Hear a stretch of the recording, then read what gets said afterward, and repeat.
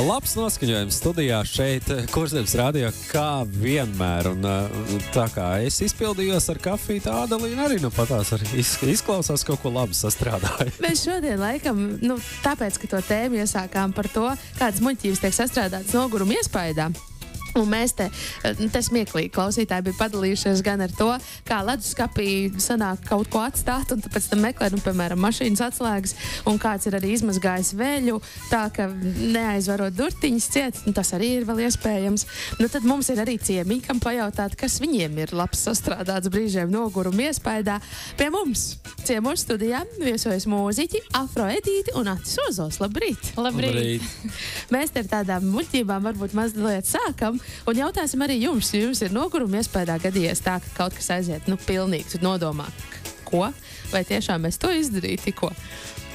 Jā, man nav pārāk laba atmiņa, bet vakar jau tas notika, man bija ļoti gara darba diena, tāpēc es ļoti atvainojos skolas bibliotekārai.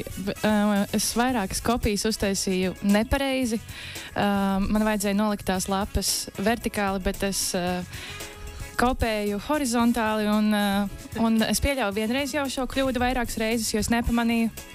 Un tad es pamanīju, un tad es izlaboju, un tad vienā brīdī es atkal sāku likt nepareizi, un man bija tāds, tiešām. Un tad es sapratu, gara darba diena. Gara darba diena. Kā tev, Ati?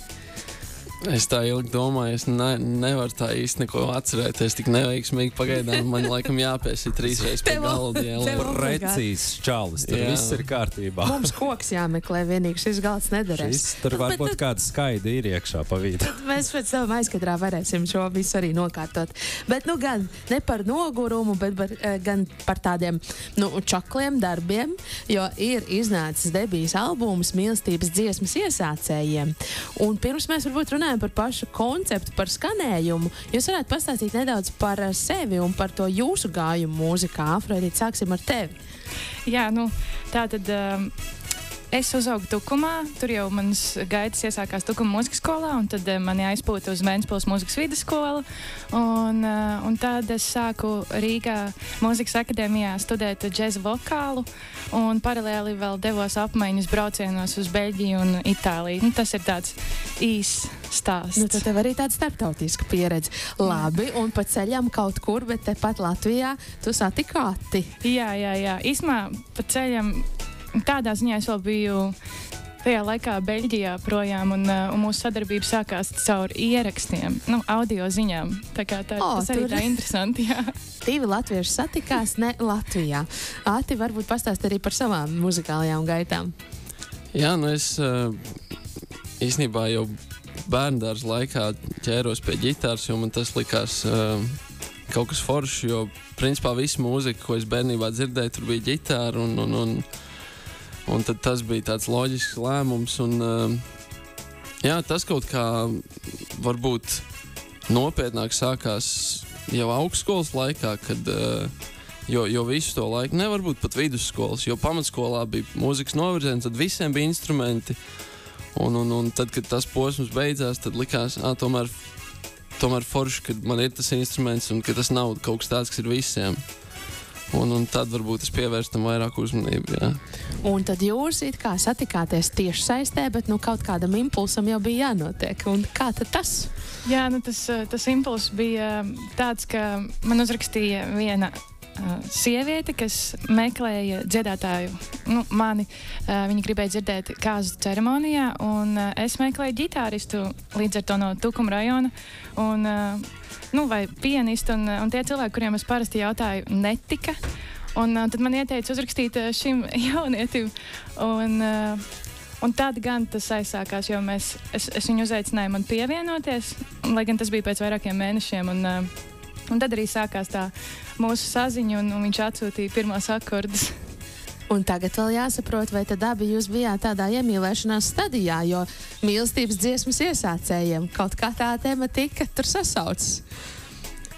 Kā tur tālāk tā sinerģija, par ko ir albums?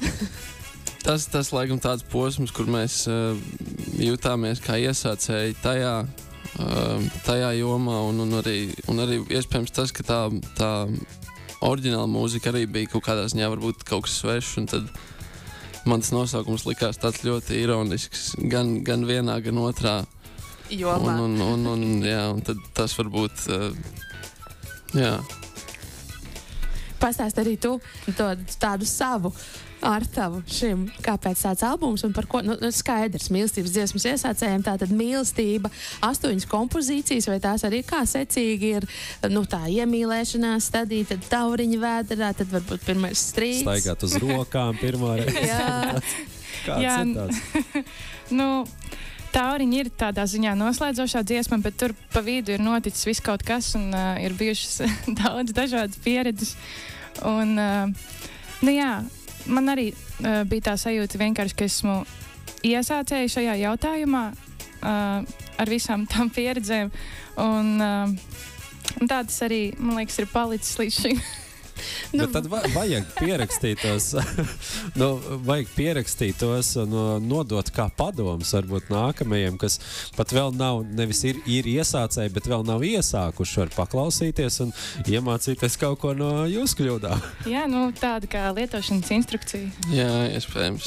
Man īstenībā patīk iesmiet par to, ka mēs prezentējam nereti jaunas dziesmas, un jūsu dziesma arī būs pirmatskaņojums tūlīt Kurzemes radio, vēl viens muzikāls jaunums.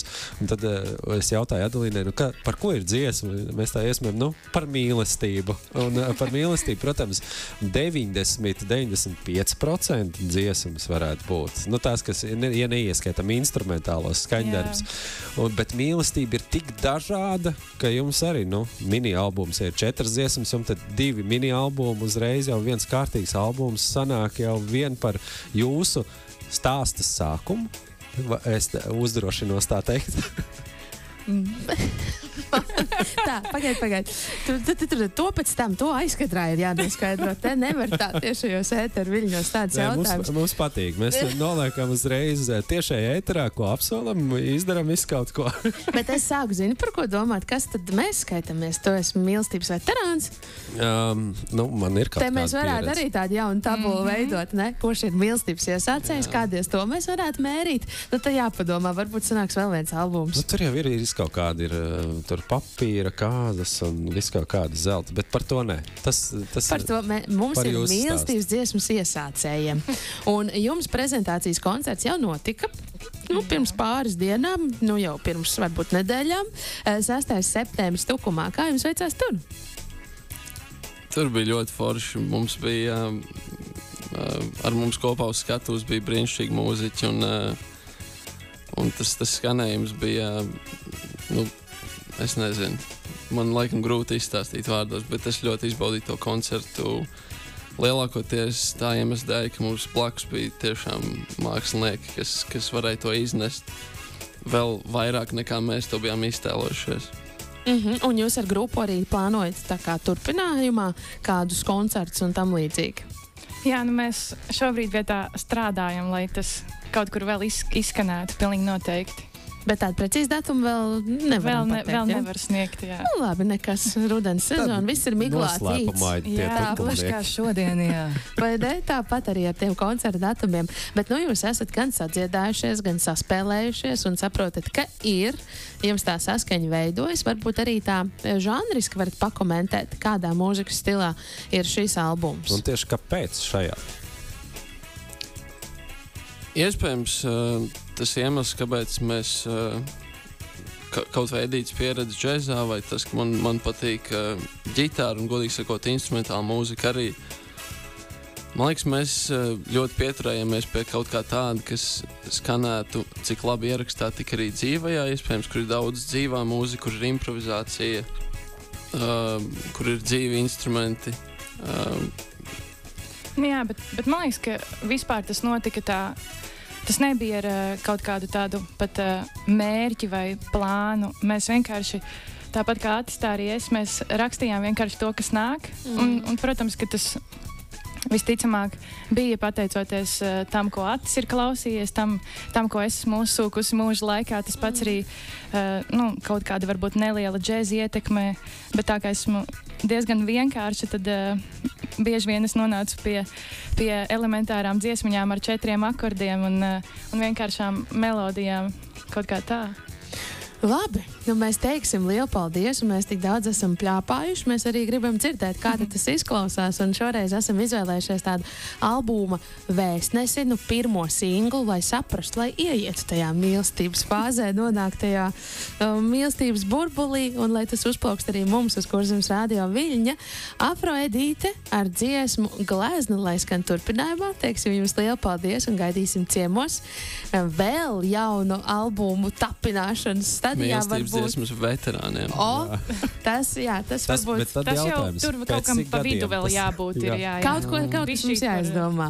Liela tā pauze tad būs. Vai ne? Jā, mīlestības pilnbrieda dziesmas, nezinu, izdomāsim. Mēs te aizskatām, izdomāsim. Klausītāji, jūs arī... Mīlestība turpinājums. Jā, jūs arī varat droši iesaistīties un varbūt palīdzēsim tapt jaunam albumam. Bet tagad, lai skan Glezna, un sakam jums lielu paldies. Paldies jums. Paldies. Kuulemis FM. Do do do do do.